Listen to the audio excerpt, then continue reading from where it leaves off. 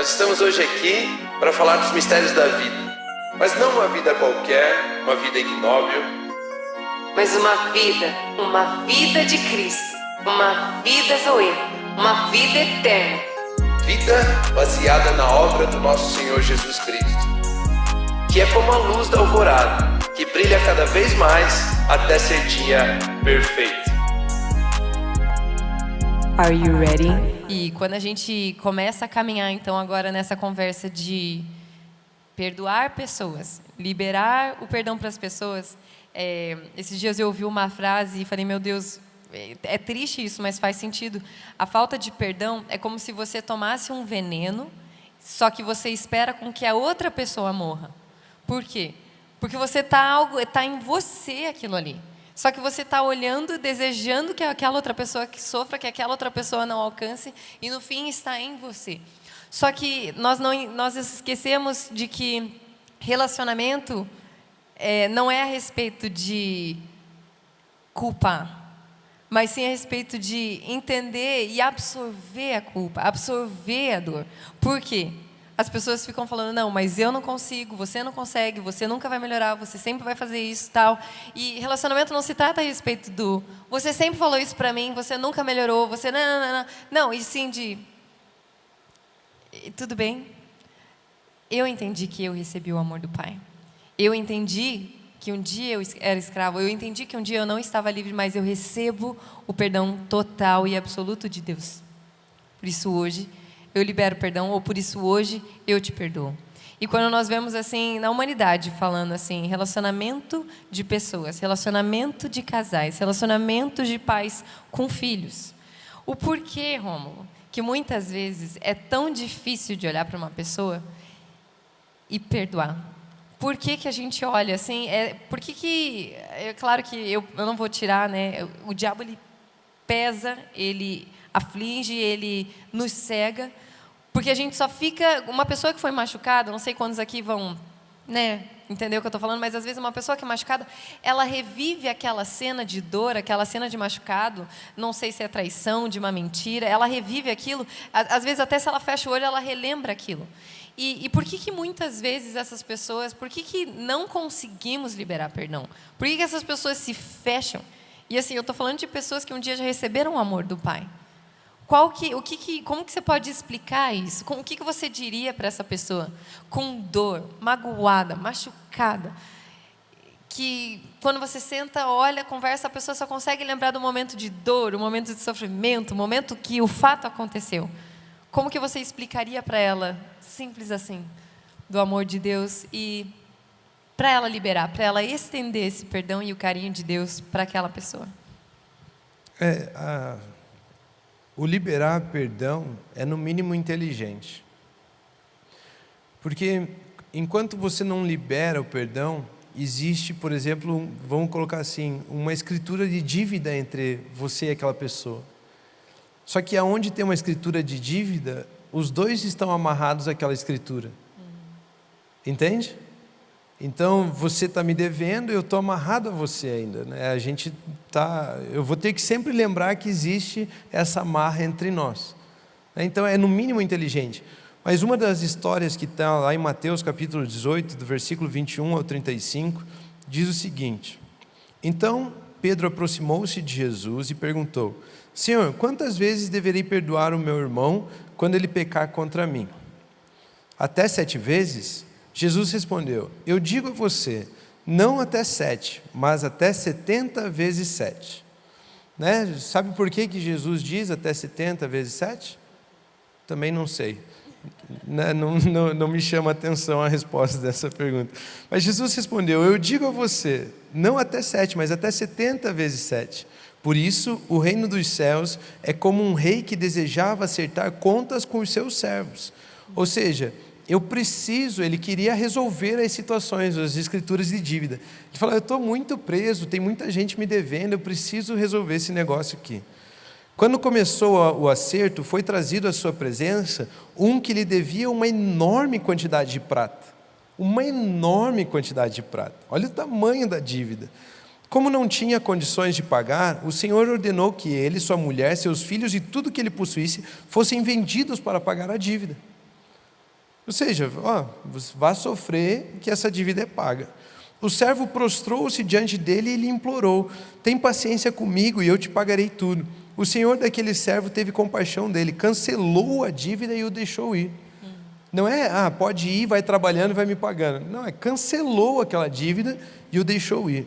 Mas quando aquele servo saiu, encontrou um dos seus conservos. Ou seja, esse servo tinha servos dele também, que lhe devia 100 denários. Ou seja, ele devia uma grande quantidade, uma enorme quantidade de prata. O servo dele devia para ele 100 denários. Agarrou-o e começou a sufocá-lo, dizendo: pague-me o que me deve.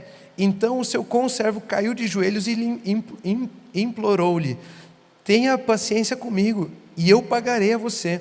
Mas ele não quis, antes saiu e mandou lançá-lo na prisão até que pagasse a dívida. Percebe como a falta de perdão começa a escravizar as coisas aqui, e o perdão liberta? Quando os outros servos, companheiros dele, viram o que havia acontecido, ficaram muito tristes e foram contar ao seu senhor tudo o que havia acontecido. Então o senhor chamou o servo e disse: servo mau, cancelei toda a sua dívida, porque você me implorou. Você não devia ter tido misericórdia do teu conservo, como eu tive de você? Você não deveria ter feito com ele aquilo que eu fiz com você? E uma das questões que acontece é, eu e você achamos que as nossas atitudes é o que define o tamanho do perdão de Deus por nós. Mas aquela pessoa lá, ela foi uma drogada, se prostituía, fazia não sei o quê, e Deus deu o perdão para ela, né? Olha, ela foi grandemente perdoada. Eu não, eu fazia o quê? Eu menti 3 vezes para minha mãe, né? O que eu fiz de errado? Você foi grandemente perdoado igual aquela pessoa, porque éramos todos escravos do mesmo Senhor. Então a gente compara pela atitude, mas era pela natureza que nós tínhamos pecaminoso em nós. Foi isso que foi cortado, né? Quando nós entregamos as nossas vidas a Cristo, isso é cortado. Ou seja, todos recebemos uma grande quantidade de perdão. Todos nós éramos devedores de uma grande quantia. Aliás, quantia que nós não podíamos pagar. E quando nós somos ofendidos por alguém, então, se nós mantivermos o escrito de dívida, tanto a pessoa que deve, quanto você fica escravizado a essa mesma coisa. Nós estamos presos naquela situação, não existe liberdade ali, não existe possibilidade de vivermos uma vida sem lembrar daquele escrito de dívida. Vamos sempre lembrar daquele escrito de dívida. Só que olha o que acontece. Ele diz assim: não deveria ter feito como eu fiz, tido misericórdia como eu tive de você? Irado, seu senhor entregou-o aos torturadores, até que pagasse tudo o que devia. Assim também fará meu Pai Celestial a vocês, se cada um de vocês não perdoar de coração o seu irmão. Ou seja, quando você decide não perdoar, você vai sofrer. Existem coisas que vão torturar os seus pensamentos. Existem coisas que vão torturar as suas lembranças, que vão te levar a chorar, que vão te levar a sofrer. Aquele que não perdoa sofre doenças dos ossos, a Bíblia diz, né? Então liberar perdão é no mínimo inteligente. É no mínimo inteligente. Né? Pessoas sofrendo, eu lembro até hoje, tem um testemunho que eu escuto faz anos, né? O pastor foi visitar uma senhora, e a senhora com problema nas mãos, as mãos pesadas, tortas, as costas já tortas, aquela coisa toda. Me lembra sempre que narra essa situação, aquela cena do Senhor dos Anéis, não, daquele rei que o cara chega lá e liberta ele lá, né? E a mulher toda já, sabe, sofrendo, dor nas juntas, aquela coisa toda. E de repente o pastor fala para ela assim: você sabia que você pode ser liberta disso aí, curada disso aí? Não, já fui no médico, já fui no não sei o quê, já fui no não sei o quê, já fui no não sei o quê, ninguém me libertou. Vocês conhecem o jeito de ser curado? Aí o pastor falou: eu conheço o jeito de você ser curado. Você precisa liberar perdão. E aquela mulher, ele conta que aquela mulher deu um grito: não perdoo! Você não sabe o que ela fez para mim. E começou ali, e não perdoo. Olha, a maneira de você alcançar isso aí é ser livre. Você vai dormir, você pensa nessa pessoa. Você vai sair de férias, você pensa nessa pessoa. Você leva ela onde você for, enquanto você não perdoa, enquanto você não libera, enquanto você não cancela esse escrito de dívida. Enquanto você não oferece perdão, não há liberdade, não há abertura da prisão. E o torturador fica ali.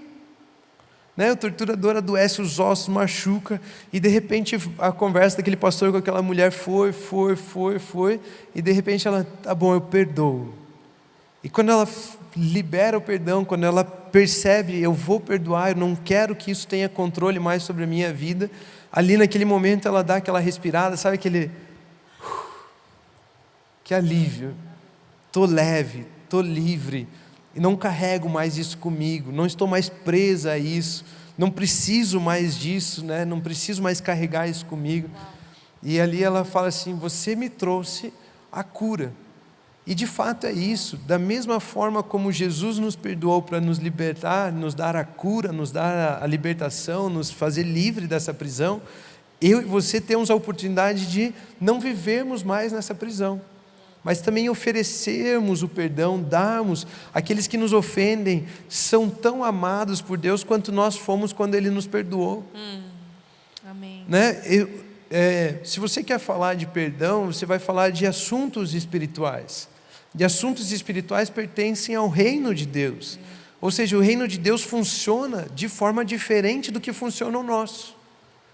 Se você falar sobre perdão no nosso mundo, no sistema em que a gente vive, as pessoas vão falar, você é um lerdo, você é um atrasado, você não pode sair no prejuízo. Mas se você falar no reino de Deus, você pensa assim, eu não vou ficar preso, eu vou viver a vida que Deus tem para mim. Eu não vou ficar lembrando da vida do antigo reino, eu não vou ficar lembrando das trevas, eu vou andar em luz e ser livre disso tudo. Uau. Então eu vou ofertar o perdão também. Uau. Eu não vou ficar debaixo de torturadores, dessa pressão que existe ao não perdoar. Muito bom. Não faz sentido. Não. Libera o perdão, entrega isso aí, deixa para lá.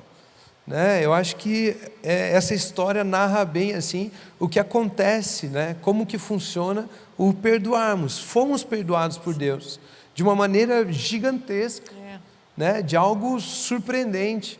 Nós tínhamos uma dívida impagável e Ele nos liberou dessa dívida. Agora, qualquer tipo de ofensa nesse mundo contra nós é incomparável com relação àquilo que Ele já fez por nós. Uau! E quando você estava lendo ali a história, me saltou o versículo 30 de Mateus 18, que fala ali, Ele não quis perdoar. Então, literalmente, perdão é uma escolha. Ou você quer e decide, ou você não quer e não perdoa. É uma decisão sua, 100% sua.